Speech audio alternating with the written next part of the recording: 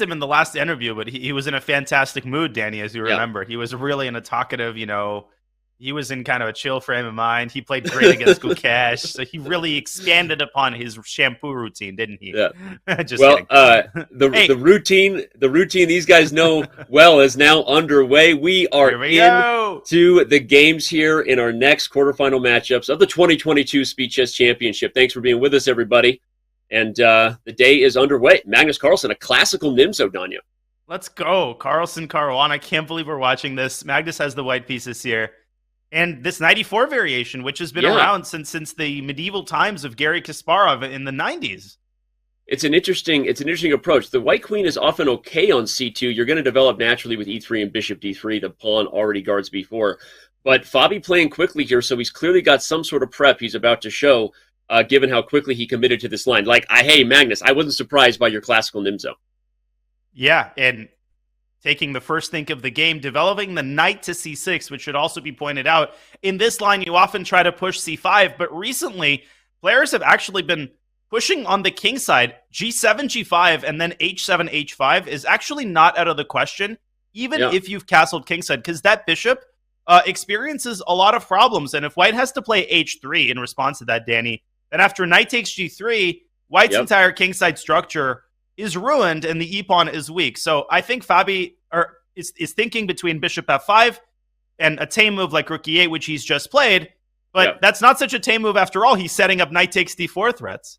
Wow, knight takes d4. If pawn takes, we move this knight, discover check. Bob's your uncle on e1 and drops the rook. Man, I love highlighting as you speak. Can we keep this relationship more often? I feel like I learn more coming from the school for kids who don't chess good. Who don't chess good. You arrow good though. So I graduated from the school where kids don't chess good to arrow good. All right. Well, the rook is on e8. There are immediate threats with knight takes d4. Jokes aside, and I love your point about g5 and h5. It's such an instructive thing to see that normally blocking a c-pawn in a queen's pawn game, which is any real central structure where the queen pawns are the ones that are the furthest, most advanced, everyone, is a queen's pawn game. And normally you want the c-pawn open, but in this case, getting yourself in a spot to focus on the king side, this is some dynamic stuff, and Magnus is already down 20 seconds on the clock. Yeah, this is an incredibly dynamic position with a ton of options on every move. We see Magnus going for the more pedestrian knight f3.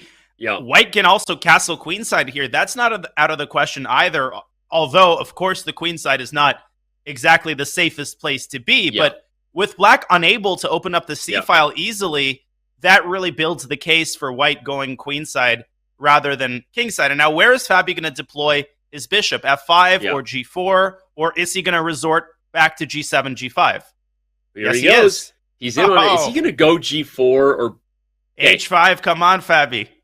If g4, I expect knight e5 will be played to prevent knight takes d4 tactics. But note, everybody, if the knight went anywhere else, you might be right back there. So instead, he plays Danya's h5. This is, I'm going to be honest. Okay, this is earliest game one. But if I'm honest about how I would have been in Fabi's corner, massaging his shoulders, chess boxing style, I would say, look, bro, you've got to go after him. Like, we're not here to mess around, right? You've got to go after Magnus and get points early and often in these slower time controls. So I love what I'm seeing here. And from personal experience playing Magnus in long blitz matches, I think his one tiny Achilles heel, I mean, yes, who am I to talk about Magnus's Achilles heel? I can understand the irony of that. But he is a bit of a slow starter. It sometimes takes him a couple of games to get warmed up. And listen, we saw this against Gukesh. It was 1-1. Gukesh had many chances in the first 5-6 games. I think Fabi noticed that, and he says, hey, this is where I'm going to try to strike. Every game is important. Every opportunity has to be exploited. And Magnus kind of struggling to find a move here. He simply ignores the threat of h4. Wow. Is that a bishop that can be trapped, or are you just happy to see me, Danya? h4, bishop e5, f6. There's bishop takes e4. e4. Yeah, it's a classic idea, actually. And then queen takes e4 with a check on g6. Speaking of slow starter, can we just call out that Magnus looks like he needs a banana. Remember last show where we had bananas at the ready? Magnus is looking like he needs some potassium, a little vitamin B, maybe a little caffeine. he is looking a little exhausted there. Let's bring up the analysis board if we can real quick, just to show some of these variations, because we are in a sharp position here. If f6 occurs, bishop takes e4, take, shake and bake. Mom helped, right? Takes e5, and we get check. White has at least a draw, but maybe even more, right? Knight takes g5. Yeah, White's got the draw in his pocket with queen h6 check, but knight g5 is possible. You could also go queen h6 check, and then knight takes g5. So you could really massage this in many different ways, and Fabi wants to avoid a scenario like this if he can. So f6 is not forced here, Danny. You could consider knight takes e5. You could consider bishop f5, but the thing is, you've already committed to all of these pawn moves, and then suddenly reverting back to a normal developing move, I actually think that might be the way to go, preventing bishop takes e4. Okay, pawns can't go back. Thanks, Captain Obvious. But it is important when they push in front of your king to remind ourselves of those basic rules. And we, by the way, have h4 and bishop e5 on the board. So your suggestion of bishop f5 looking more and more prophetic, coming from the prophet. Called it. There we go. Yeah, he just didn't want that scenario where Magnus has at least a perpetual. Pretty terrifying. And now f6 is a massive threat. So h3 might be what the doctor ordered for Magnus. Yeah, f6 traps the bishop, so you've got to do something spicy now before that bishop gets in trouble. He has 2.5 minutes. He is up 30, even 40 seconds right now on Caruana. So talk about a game that gave us a little bit of an opening struggle, Danya. These guys spent a lot of time navigating whatever this theory or prep was, and only 15 moves have been played, and we're about to be under time pressure. And here comes c5, I think, trying to drive that pawn down to c4 and exploit the awkwardness of that relationship between the bishop and the queen, but Fabi taking more of a slow roll approach. And yes, we're going to get a lot of time scrambles in this match just because of the incredibly complex style of both players. They are such principled players. They're going to get complex positions every game. And I think a big determining factor is going to be who can keep their wits about them in middle game time scrambles. Yeah. Well, now Magnus is still in that lounging position. I see chat saying he's bummed he's missing the semifinal of one of the World Cup games. Hey, chat, please don't tell me the score. I'm recording it. Yeah, no World Cup spoilers for Danya. I don't really care. You can whisper to me, although my whispers are blocked on Twitch for good reason. So, frankly, do whatever you want to do, chat. Shout out to featured chat, though. We'll be checking in with you throughout the day. So, jokes aside, give us your comments. See your comment read on air. And ultimately, comments will be read to the winner of this match at the end. So play along with us, chat. All right, castles, rook c8. Here comes c5 for black. As you said, I'm expecting it. Bishop g6 first. A little solid. Fabi delaying c5, waiting for the perfect moment to strike. Maybe bishop g6 can come to h5 at some point to harass indirectly the pawn on e5. Also, putting the bishop on a defended square is a good idea. Now knight d2 threats are eliminated. I like Fabi's position. I think he's doing fine here. But once he plays c5, things are kind of going to explode. Yeah. It's funny, because now that the bishop is protected, you're right, you're not worried about pins. This knight can't really move without this pawn hanging in a lot of positions.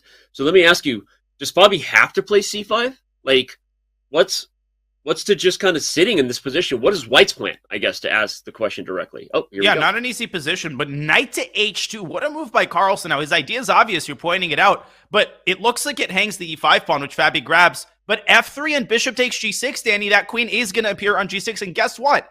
Fabi's moved b7, b6. Yeah. He's going to pay for it. That pawn on c6 can be captured. Wow. He missed it. Look at he missed that pawn. Magnus spotted that. What an idea. What an idea, and what foresight to see the weakness of b6. When we have a second, let's head over to the Batcave and bring the analysis board back. I want to just show the killer instinct from the great white shark that is Magnus Carlsen. Look at this position. We talked about maybe white doesn't have a clear plan, but b6 creates just a subtle problem at the end of the line. And note that Fabi has to take e5, because otherwise the knight comes to g4, you take e4, and the pony pops. So this combination that Magnus spotted is just incredible. I mean, knight h2 is such a 7-head move, and things kind of getting crazy in the endgame. It still looks dangerous for white with that knight sitting on g3. Danny, there are some mating ideas for black, but Magnus has left himself plenty of time to navigate the complexity here. I think he's going to take this game. He could play e4 here. He could give a check on e5. I'm going to let him do the calculation. But back to your point, knight h2 and f3. What a concept by Magnus. Yeah, and again, like it was a good concept regardless with the pawns on e5, but it only really works because the c6 pawn is hanging at the end, and we saw Fabi's reaction in real time. What a combo. Magnus Carlsen, not the worst chess player I've ever seen. Only the second worst. Only the second worst. All right, rook d8 played. Fabi's not going to give this one up, and the time scramble will be commencing. It shall commence. It shall, but it's only a one-sided time scroll, and I think Magnus could send his f-pawn up as well. f4, d3, f5, d2. I mean, it's still a 3-result game, but White's pawns should decide with accurate play. Finally, Magnus sits up. Yeah, well, he's going to get under. Oh, not yet. Uh-oh. He plays f4. Oh, my gosh. Here we go. Get your running shoes on. The pawns are pushing. Who gets there faster? Rook c1's coming, man. This is f6 check, king d6, and White loses the e6 pawn. I think Magnus might have overlooked that. Crazy, Danny. By the way, he woke up. Thank you, Velvet Canyon, for waking up, chat. Gosh. Give us your comments. We love featured chat. King d6, rook c1. He has to play knight e3. Okay, he finds it. Knight e2 check, and then the king escapes the pin, so that's not possible. Fabi brings his king up. Oh, rook d7. Oh, that's a knife. That's a knife right there. Take d2. He's going to pick up the pawns, and it's falling apart for Fabi. Totally winning now, but only 4 seconds for Magnus. This is blunderable, man. This is blunderable. 100%. Knight takes f5, tries to capture. No, but just take an e7. Yeah, this is over. Here comes the queen. Yeah. Rook C8, man. You got problems here. You got problems here. Unreal.